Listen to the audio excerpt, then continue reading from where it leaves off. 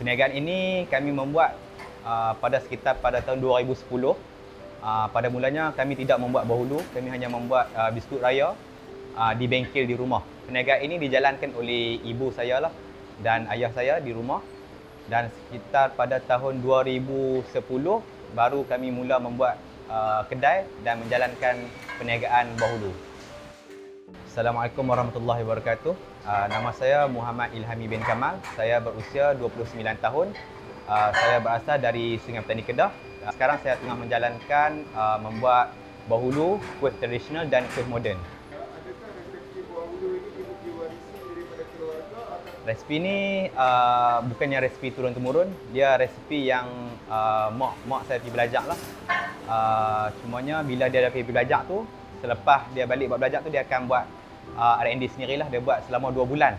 Dia buat hari-hari dan dia bagi dekat jiran-jiran tetangga sampai jiran-jiran tetangga tu semua pakat tak mau makan dah. Selepas bila dapat bahulu tu tekstur yang lembut, rupa yang sesuai, baru kami mula komersialkan benda ni.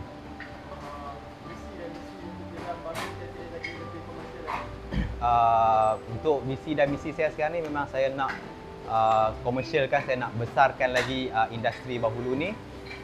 Selain membuka cawangan-cawangan yang di tempat-tempat yang strategik lah.